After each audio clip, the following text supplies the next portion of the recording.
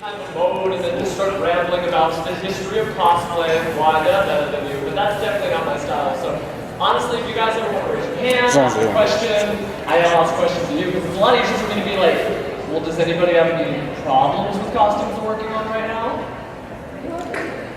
There we go, yeah, our microphone's wrong. Because it doesn't make any sense for me to sit here and ramble and ramble. If you've got a problem with like a wig or something that's like driving you crazy, it's probably better for me to jump in there. But at the same time, if you're just like, no, I don't really know anything about cosplay, I'm going to learn, we can kind of cover all of the basics, from your pattern sewing to your wig dyeing to kind of the more advanced stuff where you're melting your face off and whatnot. Cosplay is a lot of injuries. I don't know how many times I've hot glued myself to something for the glory of the arts. You've got a lot more stories too, right? Yes, I have a lot of scars, unclosed wounds still. And we're not trying to scare you, it's just like, materials are dangerous. You might want to read the warning labels in some of those movies before you get a little too ham on it. Broken ribs. That's why we call it fracture. Go ahead. So the idea of fracture actually was named by Maribel and also Clover, where I was actually at a convention, Onicon to be exact, right before they moved to Galveston, and I had the pleasure of going ahead and getting dressed. Upon getting dressed, I decided to go ahead and fly merrily outside the bathtub and land right on top of a toilet. Unwillingly, for the record, if you are a child, please close your ears, but if you're not, there was no alcoholic consumption during the whole process prior or after. So basically I fell into a toilet, breaking the toilet, jabbing sharp pieces of porcelain up into my rib cage, also go ahead and breaking and fracturing 2 ribs. And that's what process. But the moral of the story is you always want to know, do prep stuff on your costume, usually at home, make sure that you can get into it. Don't show up to a costume competition or just a panel or anything you're doing and be like, okay, I'm just going to do this and it's going to work, because you'll strap on that pair of wings and all of a sudden they'll fall right off you. Since it seems like nobody apparently has questions like right off the top of their head. Oh, yes. I have a wig that I had just finished doing Sharpie on. Yeah. And everything that I tried to seal the color in, it still bleeds. And it bleeds like onto the forehead, and it's no sweat or anything. If you didn't hear her, she's basically got a wig that she's used Sharpies on. One of the ways you have to color wigs, I'm going to answer the question broadly and then more narrowly. Wigs are not hair, and I've seen a lot of people try to use things like hair dye. When they're styling wigs, they try to use things that are a little heavy, like gels. Wigs are very thin strands of plastic. You can almost think of it like fishing line. In fact, I had a friend who actually left her wig completely a fishing line, which saved her life, and we'll get to that horror story in a minute. When you're coloring a wig, you have to color it the same way you would plastic. So you can, as she did, color everything with Sharpies. You can also melt the Sharpies down using alcohol just to get the color out. I actually spent, you see it on TV or whatever. I don't know if you guys watched Heroes of Cosplay, but there was that one episode where she was just sitting there with the markers. It really does take that long. You really have essentially enslaved yourself to coloring the wig. But then there comes the problem of keeping that marker, because I don't know if you've ever worked with a permanent marker. We all have. When you're coloring things, it might get on your hands, it might start to rub off. It's permanent on paper. What you can do to permanently seal it, when you're using the sort of Sharpie hole method where you're taking the cores out, if you've never done it, you're basically just sawing those markers over with a hacksaw, stripping them of their innards. I know this pandemic is really violent really fast. But you're putting the innards, the hearts, the beating hearts of the markers into like just a Windex bottle, and this will usually, the reason I'm giving this is it'll usually seal a little bit better. You shake it up with 99% rubbing alcohol, which is back in the day when I started, it was like 70%. Oh wow! But it's just 99% alcohol and the cores of the Sharpie markers in the Windex bottle. You just kind of shake it, I don't know if you put it like Zumba or something, some exercise track. But shake that for about 15 to 25 minutes and then let that set and then start spraying the wig. And it'll seem really silly because a lot of the color will wear. You wait for that first coat of paint to dry and then you go on it again and you go on it again. What it sounds like what happened to your wig is, did you rinse it thoroughly afterwards? I rinsed it, and the rinse would come out a very light paint. Yeah. And then it would be clear. But the problem is I hand colored it, and I tried a vinegar basically vinegar, which you can seal colors with. Yeah. Fabric. But that didn't work. I tried the 99% alcohol on it before. That didn't work to dye the wig. Yeah. So I had to go to color. Some wigs are treated. Is it a particularly shiny wig? I wouldn't think so, but it depends on the person, I guess. Basically, a lot of wigs, there's two types of main wig fibers. There's Toyokalon and Kanekalon, and that used to be like the big rivalry back in the day before great people like Arta Wigs and everything came out. It was just like really easy to get a good product. But some wigs have been treated because they want to have that sheen of natural hair. I mean, we're humans, we're lucky we have oil coming out of our heads. Some people hate that, but for the most part, it actually makes for good hair. The treatment on that can make some wigs difficult to deal with. There's no way or way to test that. You can't go to a wig store and be like, hey, can I color on this wig for a second? Let's see if I want to buy it. But what I would probably do is there's a couple of adhesive sprays that if you just lightly dust that on, and it's no worse than hairspray. It's not like I'm telling you to go home and like glue your wig until it's like shellacked and it looks like a thumbtack.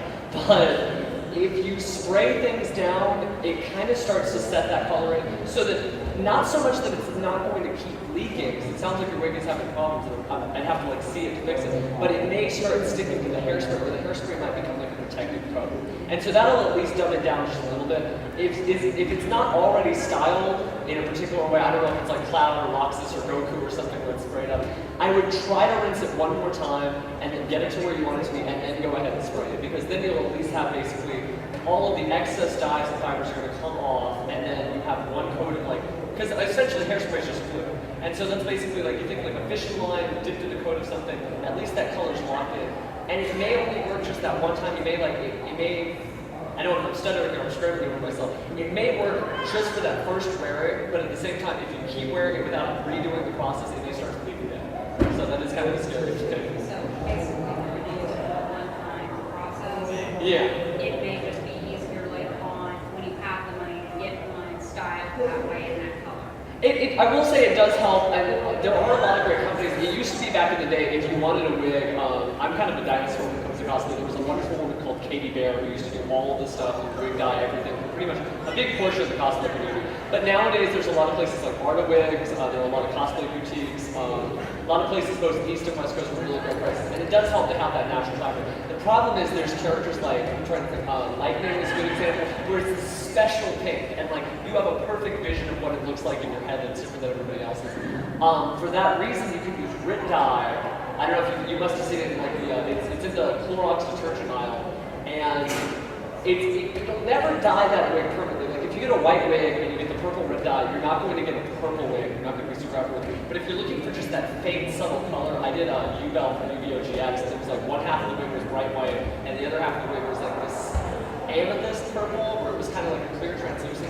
That's really good if you're just trying to subtly tint something.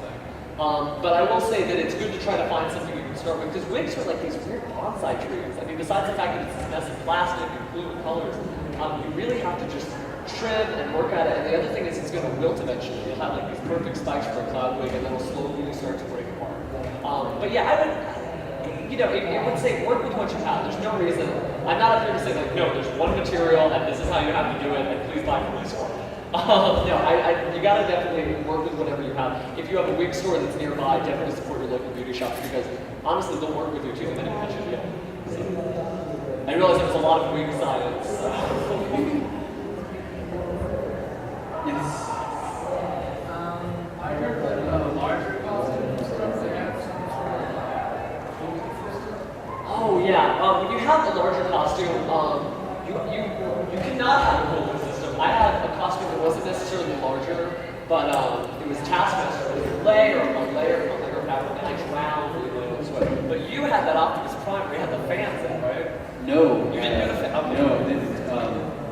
What you can do for a lot of the cooling system is they actually sell mascots or anything, especially in bigger costumes. They actually sell ice packs. Change of face ice packs. Change of face ice packs, and actually they actually have the ice vest itself too, where you can go ahead and basically take those, just have them all the way iced out, and you just switch them out as they're ready to thaw. And basically you're just switching out cold compresses, constantly keep the body temperature down.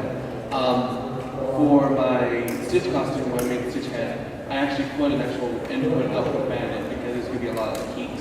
But when I first really did Optimus Prime, he was made out of cardboard boxes. And it was actually a very big problem because it resulted in my body temperature internally going up to about 102 degrees. Which that's about the time when you start preparing and passing out. Tall hospital. So, is that it? Ooh. Yes, that is Cooling, get the chemical and some chill ice packs. Yes. Carry about 5, 10 of these with you. Drop it on your wrists, and you will go back to just unhappy instead of dead. Yeah, so if you don't know what actually he's referring to, we not really experience it here in Texas because we really don't get a winter time. But up north, they actually have the heat packs. We can actually go into you purchase the heat pack, you go ahead and pop it open, and it actually just does residual heat, like a glow stick. And the very, very amazing thing is the original actual idea for it was because the MREs actually, that's how they cook their food. You add water and automatically a little actual concoction happens and ooh, look heat. So now I have chili macaroni that's actually hot off the bag, literally. But they took the same technology and decided to go ahead and do the very same thing, and they used the actual, it's actually cold compressed crystals. And so you go ahead and this says, shake contents at the bottom of the bag, squeeze firmly to rupture in your pouch. Rupture. So violent. Shake vigorously, mixing content. So what these are, these little crystals actually are in here. And you can go ahead and do the little, work out those biceps, those triceps, and everything in the same process. But it works the same way. And so these actually can be bought in any type of store, Academy, Walmart, Target will have them. And they're going to be in the outdoor section. But these also are a very good thing aside from the actual vest. If also you're going to be wearing a big couple of costume, you can also use computer fans. You can actually take the computer fan and actually hook it up to a battery. Be mindful about batteries though, and how they're attached to you and stuff, because we do have, we are skin, and we do have a story for that one too. But the actual idea is that we actually will, react to the electricity that flows through a battery. So whenever it actually touches your bare skin, you may actually start getting a little burning sensation. Don't worry, it's normal. It's a resembling process. You'll understand what happens later on when you actually realize that there's actually a little bit of a wire attached. But for the most part, guys, you can go ahead and use that as well. And they work with 9-volt batteries, and you can go ahead and even just go a couple. You can also go ahead and get, they already come with pre-fabricated AA battery packs. You can just put the AA batteries and just go ahead and hook up the diodes to the actual fan itself. Again, it's not going to be as strong as if you were hooked up to a computer, because we're talking about 600 watts and stuff like that. But it's still going to at least give you the input and the output, especially in a big costume. Yeah, and you really do have to plan this, even for costumes where it's not necessarily like a gigantic robot suit. You really have to plan in advance for how it's going to wear on you, what the heat levels are, etc. Because when I was in Taskmaster, and even when I was in like U-Belt wear, I thought it was going to be a really light costume because it was like, kind of a half-naked body armor suit, and I just had big wings. You have to kind of plan a mission. Like if you're in a competition, you have to be like, okay, the competition is going to be for like an hour or two, and you need to be there an hour or two in advance. So you get the costume at this time, go there, have friends, somebody to help you either get around or whatnot, and then get out of it, because costumes are never meant to be like full-time clothes. I don't know what these designers are thinking of. Like they're trying to trick us. They're trying to be like, okay, so they got the wings down. Let me see if I add like a giant halo that just floats over them. No way they can do that. Of course we do. We figure out a way. But the problem is it's painful. So don't tax yourself too much. Stay hydrated. Stay well fed. I know that there's a lot of chances to party here and have fun. Save that until like after you're done out of costume as your celebration for like managing to survive that thing. Exactly, especially with a lot of the big costumes, because that's going to go ahead and raise your body temperature. You're going to be perspiring a lot more, and just cause a bunch of huge problems. I know when I was in Optimus Prime, all my actual escorts had vacated the premises because they were not allowed to go watch the cosplay contest, so they had to view it from Akon's video channel. And at that time, luckily Clover was actually packing up her booth, and she took off my helmet, and I had my key for my room and also my car keys in my mouth. Trying to go ahead, and she's like, "What's wrong, sweetie? What's wrong?" And I was like, "I need to go. I need to go." She's like, "Well, I don't see a problem. I need to go." And when I actually took off the suit, you could see I was just wearing just a white T-shirt and black basketball shorts. They were just drenched in sweat. And mind you, I'd only been wearing the costume for about 40 minutes. And then prior to that, about another hour or two, just trying to get to the actual place. And that's another thing you need to make sure you understand about big costumes, that when you're actually in a big costume, make sure you plan accordingly if you're going to be doing any type of extreme sensitivity of walking, because I can only cover about 2 inches, which is 1 foot, which actually is not that much compared to our normal stride. So it took me about 2 hours to get from the 19th floor in the North Tower all the way down to the bottom floor of this one into the actual cosplay hall. So Always gotta have a handler. You know, I realized when he was talking about holding the keys in his mouth, and I remember the electrical sword, you always have to find a place to put things. So is anybody like trying to do something armor related if you want to light up and explode and do awesome stuff? Yes, awesome. Now like yes. Me too. EL wire, you might have seen it used in some of the Tron outfits and whatnot. That stuff's actually really not that hard. It's kind of intimidating, but it's honestly just a tiny little battery pack that runs off of 2 AAA batteries, and then it has like a little wire that goes off of it. If you don't know how to solder, I've got a great story for you. The soldering irons are what you usually typically use to melt and fuse the little battery pack to the EL wire, and one of those little battery packs will support about 6 feet of wire. So that can, if you've got a really articulate dress or something, that's going to be a very short use of that battery pack, because the battery pack you get there, and you basically just wrap it around and all of a sudden you're out of it. So you have to find a place to put all those. But the problem with me is I had a set of pants. We have plenty of worse ways to tell. That's what we're trying to teach you guys. I had a pair of pants that needed to light up just down the lines, and I didn't know where to put the battery pack at the time. This was years ago, and I didn't know how to solder at the time. So I'm just like, okay, I'll just use electrical tape. That's perfect, right? So, long story short, when I was posing backwards, because the character has this long 2 swords that he poses backwards with, I exposed the wire from the electrical tape. It kind of peeled up and it went right into my stomach. It's not bad, it's not painful, but I would suggest that if you don't know how to solder, talk to Dad. Find your brother. Find a friend who knows how to do that, because honestly, with the electrical wire, it's really harmless. EL wire is really easy to use. It's really easy to put into a sewing machine. It's fine. But until you figure out that battery pack, it's a little, it's just melting 2 materials and like putting it together. But unless you know how to do that, look it up online first, because you don't want to shock yourself. Yeah. Especially on stage in front of people, because I remember how bad I did my time in pictures. It was great. I kind of had a question about the EL wire. Sure. What I kind of want to do, since you don't see it very often, was Batman Beyond style. Oh yeah, You know, you never see something like this. Yeah, you never Yeah. know. What I kind of want to do was have EL wire running up the arms like the veins. Yeah, where he has like the way that the inside of the Batman Beyond Batmobile looks kind of like with red wires. And just because, be able to light up, Yeah. like right around a little tricycle or something. Is there a variation of EL wire that isn't, say, thicker than a chunk of cloth so that we don't have all those bolts? Yeah, they have all EL wire is about a spaghetti noodle thing. Because what EL wire is it's a little bit of copper or a nickel cadmium, whatever you're using to conduct it, and then it's some phosphorescence that when the electrical charge goes through the phosphorescence, and that's what causes the glow. And it's a tiny little sliver of a rubber coating that gives it the color. And what it does is like it looks great on a dress or something when you're putting it on the edging, because we're used to seeing things like bias tape that's got a little fashion thing. Your t-shirts have a little bit of ribbing, it's fine. But what you're looking for is going to be hard to put it on the outside, but you can put it underneath, technically. What I was planning on doing was having it underneath the main layer. Yeah. Like sandwiched between like a bodysuit. Yeah, you can wear like just basically like a bodysuit, which I think if I were doing it, and everybody works differently, but if I were doing it, I would put the wire on the bodysuit. And you might have seen they have you had to order them from like China back when I was a kid, but they had these things called warp suits now at Party City.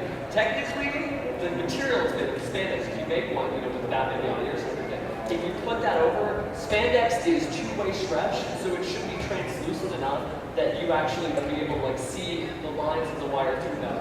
I would, for that, because you really want to make sure those wires show through, you might have to learn how to make one of your own suits. They do have patterns for that. Like if you go to McCall's, if you go to Joanne, they have McCall's, Butters, and some of the easier patterns to make like basically a full body suit.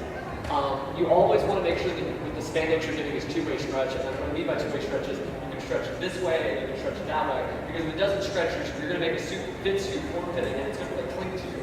You won't be able to move. You're like an action figure basically trying to pose yourself. And if you sweat it out, it's even worse.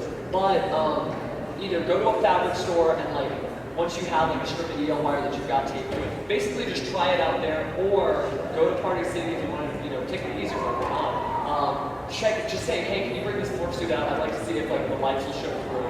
And as far as getting the lights brighter, the shorter your EL wire tape is, as far as how far it's traveling from the initial battery pack, the more of a charge you're going to get. So if you're only doing it like up the arm to about here, you're going to get a much better charge than if you were trying to do it all the way through one battery pack. If you want to get it, you'll have to like try to find where the high battery packs up.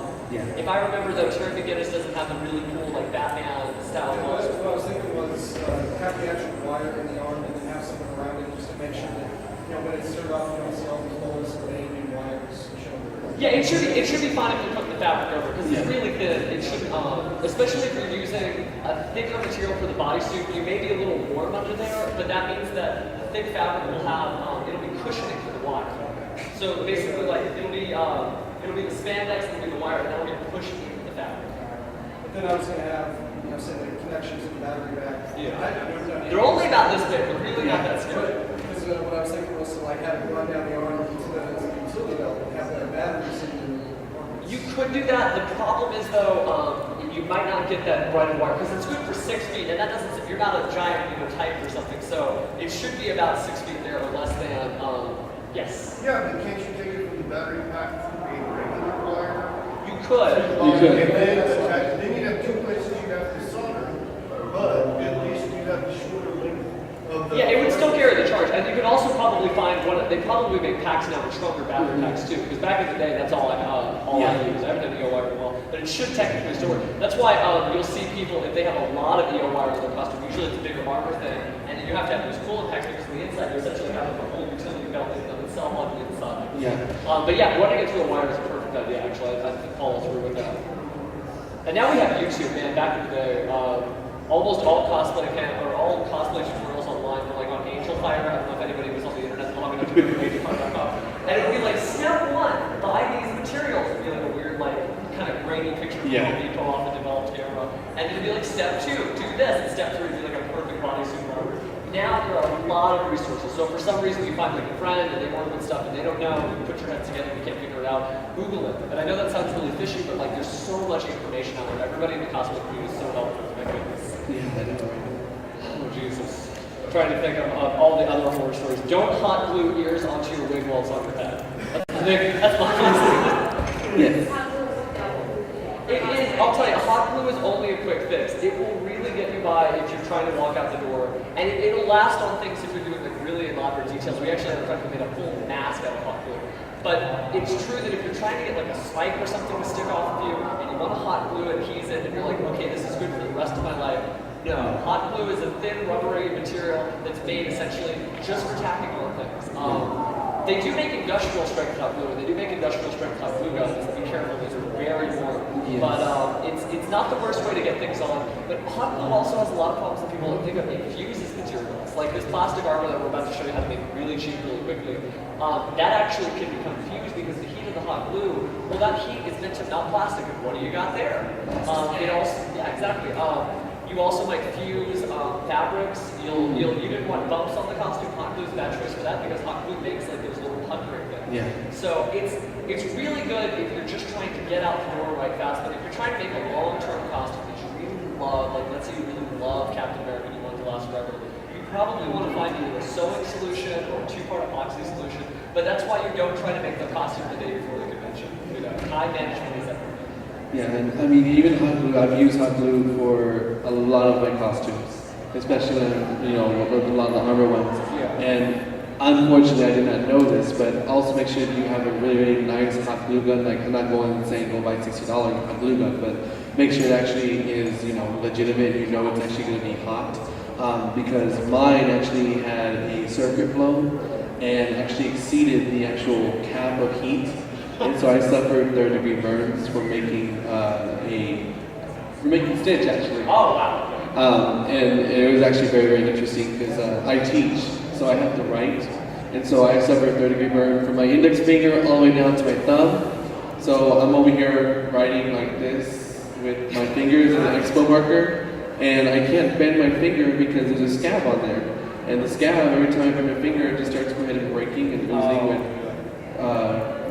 extremities, bodily fluids. And you think a lot of these accidents they're not really unique to cosplay. If you worked at a hardware shop or whatever, if you worked on cars before, this is stuff that's going to happen. You're going to accidentally like bang the hammer on your hand or something. But with cosplay, we're all little nerds here, and so we're not really used to like, oh god, I cut myself like this far. But there's a lot of, because of that, you'll have a lot of friends who are like, I made this sweet fiberglass armor, and they won't think to tell you, guys, wear goggles, wear a mask. don't breathe in tiny microscopic fibers that are going to stay in your lungs until kingdom come. Don't dust yourself off with not wearing coated gloves. Yeah, and I guess like armor usually is, I think, where all the hazards come from, and it's usually where all the questions are at too. Oh, Really much like that. Well, I've got a question more along the lines of wigs. Okay, sure. So I just got this wig recently. Yeah. And I haven't really had the problem with other wigs, but this wig in particular, it kind of has a weird edge, sort of, on the. Very brave to take it off. And it's kind of like, it's really annoying because it goes past my hairline and onto the skin. Okay. And I really only have like an inch to put something on here or something to cover it. Okay, so what you're wondering, so are you trying to give yourself more skin or more hair? No, what I'm trying to do is I'm trying to get it, because this completely covers the. Yeah. What I'm trying to do is get it so that it's not so, make it more comfortable, because it's, right now, it's like pressing against my head. You're getting that wig headache. Yeah, I get like those wig bits. Oh, we have a wall too. I work with Joanne's. We actually have a lot of drill team kids that come in, but we always suggest, because they have to size their hats, but what you can do is you can actually get some sneaky back foam, like little crack foam sheets, and just cut yourself a teeny little sliver just to cover, just put on the edge of it on the inside, so that way it's not running directly into Especially because you have the headband on there. With a lot of wigs like that, if they're too small or they're not the right size, wigs are like nets. I mean, if you actually want to show the inside of the wig, just to help there. Wigs essentially just pointed at that. They're basically like basketball style nets where it's weft after weft after weft. What this wig looks like, when it's all done, is basically just a tiny strip of fabric and then hair that's been glued onto it, and then another strip of fabric is sealed in, and then that goes on the one base, and then there's another base, and then there's another base. It's not like our human hairs where every single part of your scalp has a hair coming out of it. It's layer upon layer upon layer. And so basically what that wig would have used is another little like basketball net, one more weft or whatever. And you can't alter and extend wig. So if you've got a wig that doesn't have enough on there, or maybe you want a little bit more volume, maybe you don't have a headband. Maybe someday Naruto will take his headband off and you'll need to have like a really convincing hairline. What you can do is you can add a weft, and you can have that weft basically come right here. You see where the wig netting is? You can sew that to the inside of the wig and then have it come and style it back like that. And so that's basically how you can create additional hair. Well, my real question was because I did think of using foam, but it's not really too tight. This way is very fat, but it's like rubbing against the skin. So I'm wondering if there's anything like almost thinner. Well, you're not using a wig cap, I see, and a wig cap essentially might reduce the irritation. Underneath here, I have like a hilarious bald wig cap on right now. I look like a cancer patient. I'm not trying to make a joke, just like you look like it's shaved head. And what it is, you can get these at Sally's for like $2 or something, for like a big pack of them. And they make you look ridiculous, especially if you're a girl and you're going from having long, flowing, beautiful hair and going up into just like a tiny little bun. But the wig cap, it's soft, it's very flexible, it comes in different colors. If for some reason you have a wig that's a little thin and it's going to show the underneath, it comes in like black or whatever colors. And you can also dye them because they're peach colors. So if for some reason you have a blue wig that's kind of thin, but you're still in love with that blue wig, you can dye your wig cap and then put it on, and now it looks like there's roots in your scalp. But I think the wig cap would help. You probably didn't think to use one because you don't have long hair. I mean, you just put it on and it's really easy. But it would reduce the friction that's directly on your head, because then instead of like this weird net of plastic and fabric and glue just like shaving in on you all the time, now all of a sudden it's this soft, very pleasant, thin cotton sheer.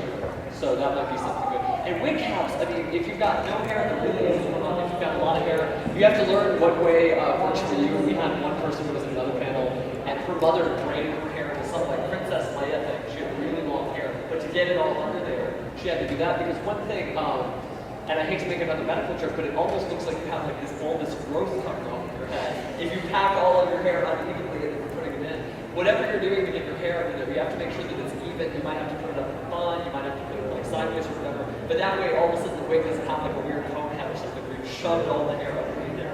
And wig caps, I mean, they're really cheap. Nobody thinks to have them. I'm always losing mine. I'm always like, hey, do you have a wig cap? Do you have a wig cap? Do you have a wig cap?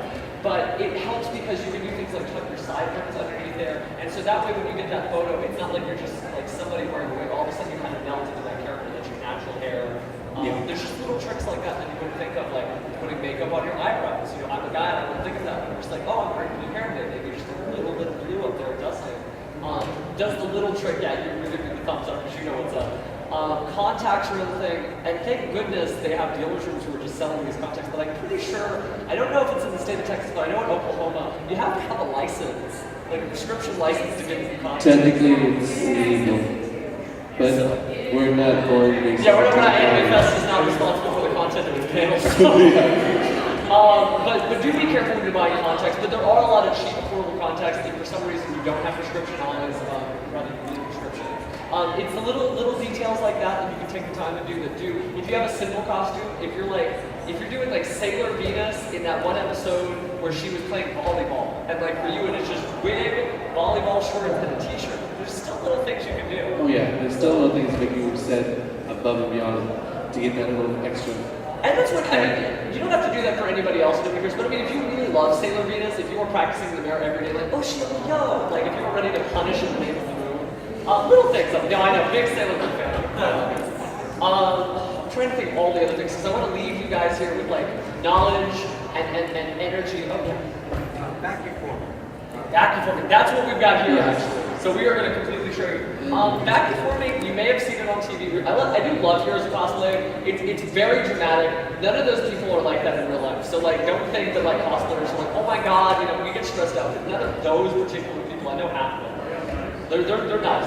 But vacuum forming is something I was really happy to see on the show because it's like this mysterious art. It's like a lot of guys in the garage is like, oh yeah, I made the Stormtrooper outfit. It was real easy, and it is really easy. But a lot of people think, okay, I'm gonna do vacuum. I gotta do this.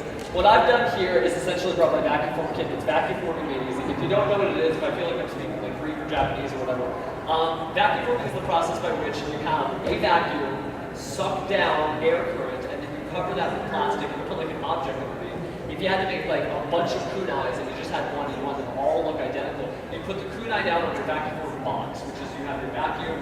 Well, why don't I just actually set this up? You got your vacuum. Do we have enough outlets down here? Yeah, perfect. Most of the time, people don't usually do what I'm about to show you. They use an entire oven to heat up the plastic. The problem with that is, though, is that most ovens do not heat evenly. Unless you've got like a convection oven.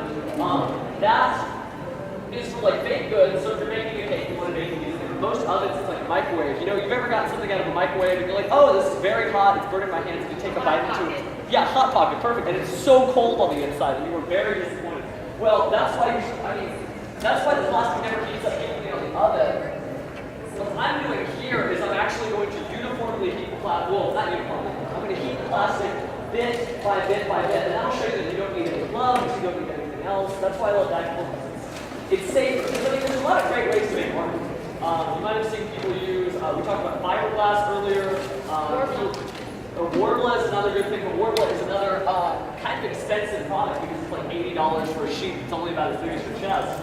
And that's even on the cheap deals. And Wonderflex actually, you're going to see that cosplay actually goes through phases of popularity. Yeah, everything was Wonderflex for years. Yeah. And then it was, it's Warbler now, and Warbler's good. Warbler did great results. And then it was craft foam, and then it was EVA foam. EVA foam. You know those little mats in your cars or whatever that were Yoga thick? mats. Yeah. Yoga mats, or even mats. like the stuff you put your bench press on. But it doesn't matter. I mean, how many of you guys have seen an amazing Gundam made out of cardboard? I mean, really, it just matters about how much time you put into your art. You don't have to use the most expensive materials. What I love about vacuum formers is that I bought yards and yards of plastic years ago that I still have to run out of, and it was like $8 for 30 square yards. I didn't even know where to put that in my house. So, what? Do you ever use the plastic Citra? Citra is good.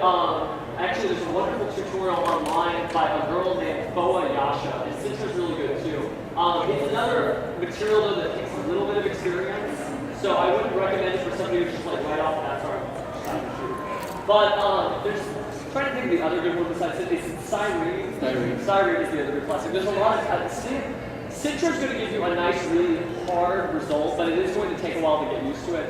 The vacuum form plastics, there's two types of thicknesses. There's one that's 0.02. 0.02, and that is like, you see, that is thick. Like I can punch into that, nothing will happen. With the heat treats it, it'll be thicker. And then for more detailed stuff, there's the thinner 0.02. What we're going to do is just make a pair of scissors real fast and pass these around so you actually get a feel with the different plastics. The difference though is that the stormtroopers are making it out of the really thick armor because you know it's a stormtrooper. But you notice there's not a lot of detail on the Stormtrooper. I mean, it's a pretty rounded off costume, and you see kind of like the beveled edges and whatnot. But it's hard, but it lacks detail because the plastic is thicker, it doesn't melt as easily, it doesn't suck down as uniformly, and so you don't get a really detailed image. With the thinner plastic, you have the exact opposite problem. You have a plastic that probably couldn't take a bullet, but it's going to become a little bit more detailed if you have a costume that needs filigree or really exact details and whatnot. This stuff is not the best choice for 3D armors in the sense that the horns, I'm looking at you, Loki, in the back, you wouldn't be able to make like this out of vacuum form because vacuum form is a two-part process. It's like, you know, a squirt gun essentially is just two pieces that are adhesed together. It's a difficult process to make in 3D shape, but it's great for plates, it's great for chest pieces, it's great for all those weird like thigh pieces, the flank guards, it's good for shoulder pieces, it's actually good for weapons if you found out you can make swords. And I used mine actually to mass produce keyblades. So, Okay, good, that's all. yes. What were the two sizes again? It was 0.02. 102. Yeah, and what that stands for is it's 2% of an inch thick and it's 4% of an inch thick. So. Is it just called vacuum form plastic? No, the plastic is, it's called ABS. It's actually just a plumbing plastic. It's the same type of plastic that like those PVC pipes are made out of, but it's a little bit thinner and it's watered down with, I can't remember what the A stands for, like a butanol or something. We can build it. You will need, let me run down the prices because that's usually a cosplay building. The vacuum, probably should plug that into its own.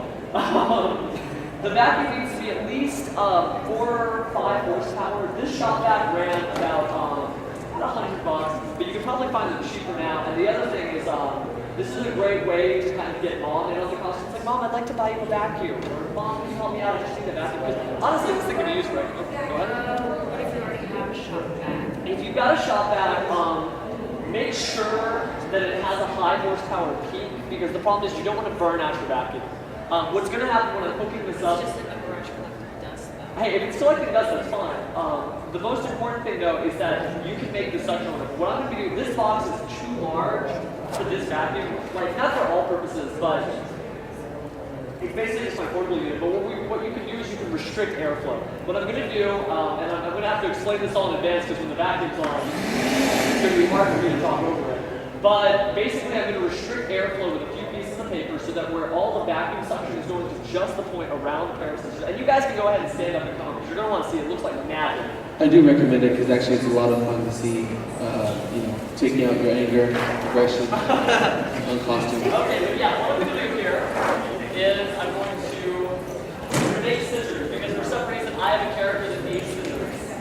And then I'm going to restrict airflow with anything. I mean, you see that this isn't even a very well-made box. The box, you'll see that there's aluminum tape all around it, and that's all just to restrict airflow. Everything was palmed, and this is just the board that you see in the back of that. So I only need about that much space. Yeah, it's just basic pegboard and 2x4s. And then turn on briefly, you'll see that the box is going to shrink a little because the airflow is restricted. And then I need plastic, thin plastic. Do I have a scrap thing now? Yeah, that's fine. Yeah, you can start to feel, and actually, it's a lot thinner if you want to feel. I'm going to pass the scissors around the makeup, so.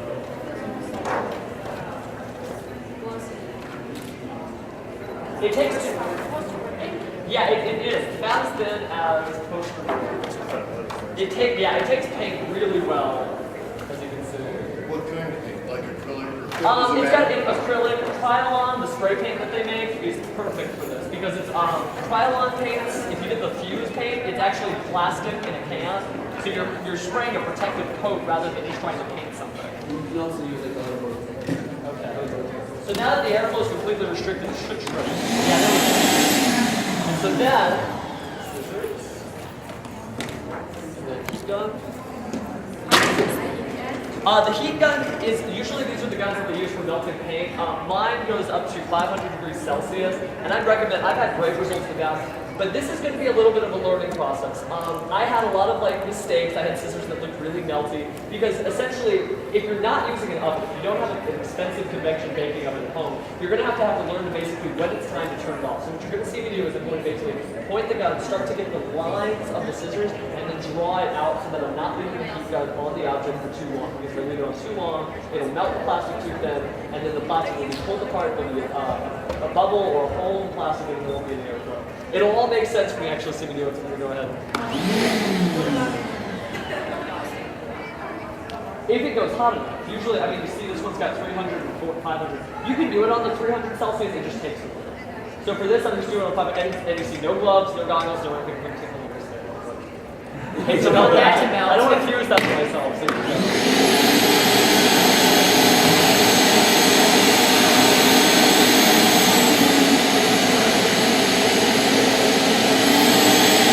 is this all the same? Okay, it sounds like one circuit. Yeah. Is there another circuit that we can plug into real fast? Because it sounds like I'm draining it too much, because I'm not getting a suction when the heat comes off. Technical difficulties, hold on guys. And what was that tutorial you sent online was real good? Oh, Foa Yasha. Foa. Y-A. Do we have another one? Y-A. No, but is the power circle the same one? Yeah, it looks like it's all one circle. Yeah, it's pulling up here. Yes. Foaya. It might be, yeah. I can flip it. Yeah. Y-A. There we go.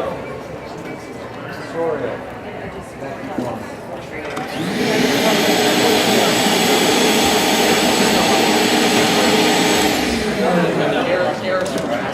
Questions? Yes. If you were to take a bunch of those guns, put them on a map so they're all going down in a pattern to create an overall, like a grid, It would be too hot because you can only have it on for just like a second. Technically, you could like blast them all on for 3 seconds and pull it off, but I think it'd be a lot easier just to use whatever oven you did have. I'm gonna try it anyway just to see, but I might need a shallower object. Do we have anybody who has like something metal and flat? That's not a phone. That's not a phone. a ring, a What do quarter. that? We actually got some. I may take the color off too. This should be fun. This should be a lot. The problem is that since it's not getting suction right now because when the heat gun comes on, it turns it down. That should be a lot easier. I'm going to do that.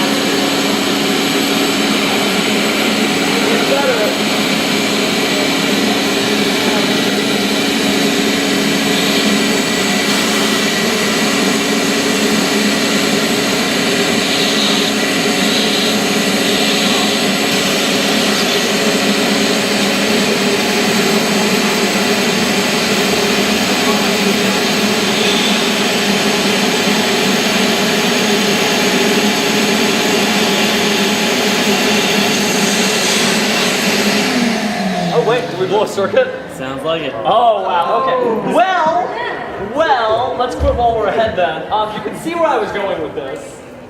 It's not really that hot to the touch. I mean, that was 500 degrees Celsius a second ago. You see, I'm touching it pretty safely here.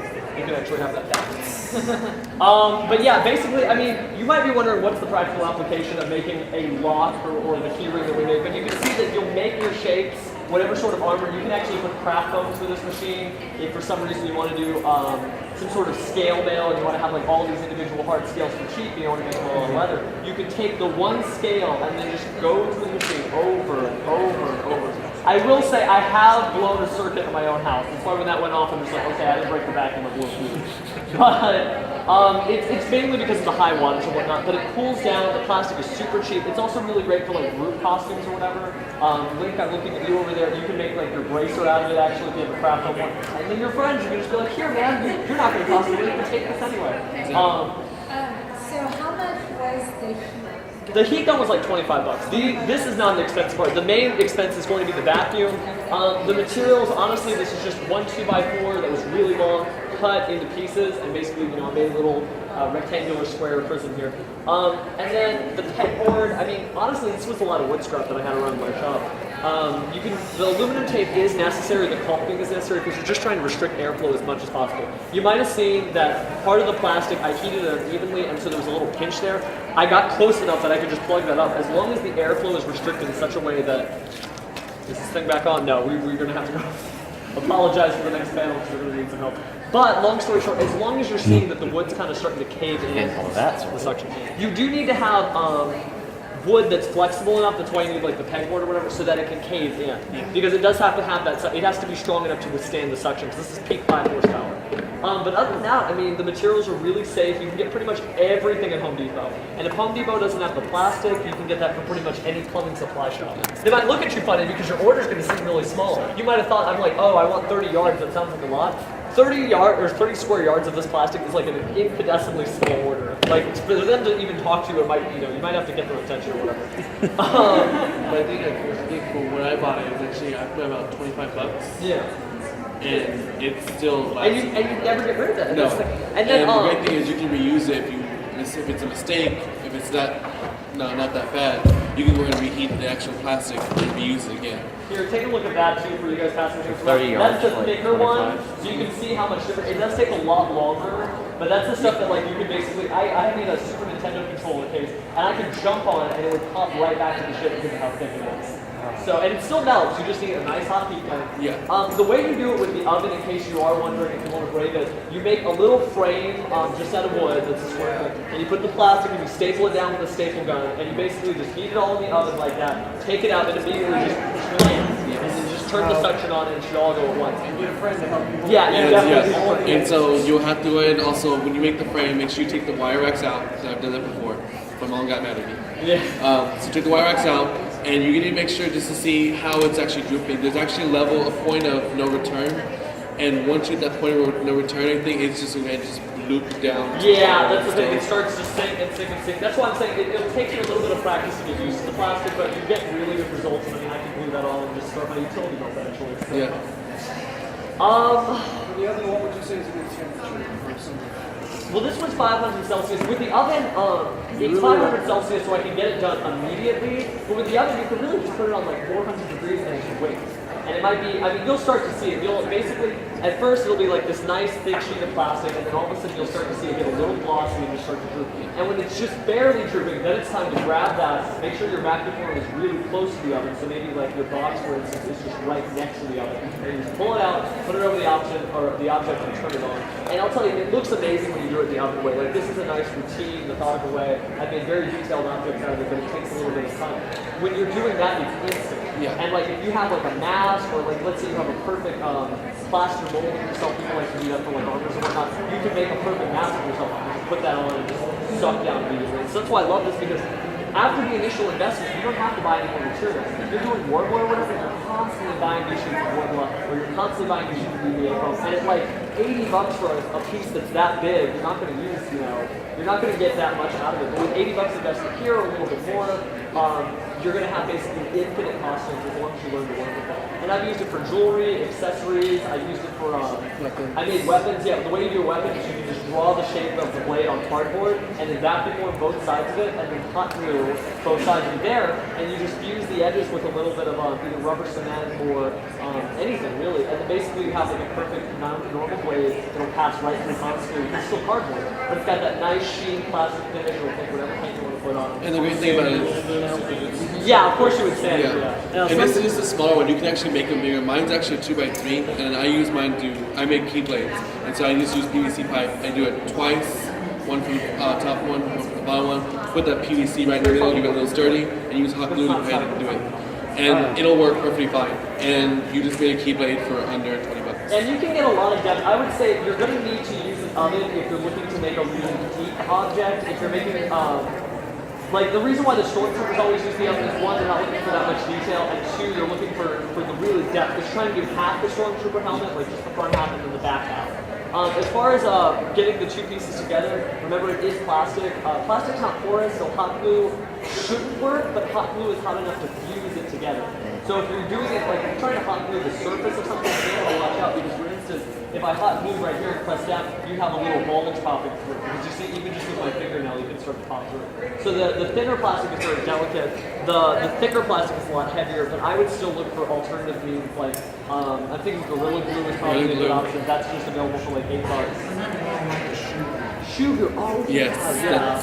I mean, that's stuff meant for heat, wear and tear. So anything that's really like durable glue is going to help you out. Super glue's good. Super glue too. You can get a huge bottle of it from China for even cheaper than the smaller bottle. No. Oh, well, like doing thin acrylic. Yeah, I mean, it should work just the same. Yeah. Hey guys, we actually had something pointed out. You can use thin acrylic on your back. Do you mind if I pass your phone around? Okay. I'm going to pass this gentleman's phone around, and you can use. As long as you have a strong enough vacuum and a good heat source. And a good circuit breaker. I'm actually working on building the head oven. So I'm working on that right now, where you can just take it over, have a plastic pie and Yeah, a lot of people don't. right now I'm running it through my oven. And it's got a frame that I made that I can. It's just the wood and the staples, right? Actually, I use clips. Oh, yeah. To school. Yeah. But you just use There's a really good tutorial online for this guy in England. Something or other. I think I've heard of it. I can't remember. He uses a quartz heater. There's a frame out of plywood and covers some aluminum foil. It's a infrared heater. You can set the frame on that, and that way you don't mess up your oven. Yeah. Long story short, if you hear all these guys talking shop tricks, there's a lot of ways to get this done, and you shouldn't be afraid of it. Like you shouldn't be like, oh, this is beyond me. You saw me. I'm kind of a small frame dude, just doing this with no goggles and no gloves and no anything, and it works. So you don't have to something go to Google. Exactly. Quick question about the oven method, because whenever I use, I most of the time don't use the oven method where I'm using it. I use the boiling water because with Sintra I know that if you stick it in the oven, you have to at least keep the oven open for 24 to 48 hours before you cook anything in it because of the plastic. Yeah, the plastic. Fumes. Will this plastic do the fumes as well? It's not. You're not heating it just long enough, and you're not really like. I mean, Well, you're only heating Sintra for like 30 seconds, but it's still does it. This one isn't. There's not as much give to this one. That's the best way I can say. Is that I didn't experience any fumes. I didn't smell any fumes when I was like directly working on 500 degree heat. You were saying? Ma'am, I'm sorry. Yes. So it actually sucked down pretty well as long as you get Oh yeah. Yeah, then You can keep it. Yeah, you have a case of it.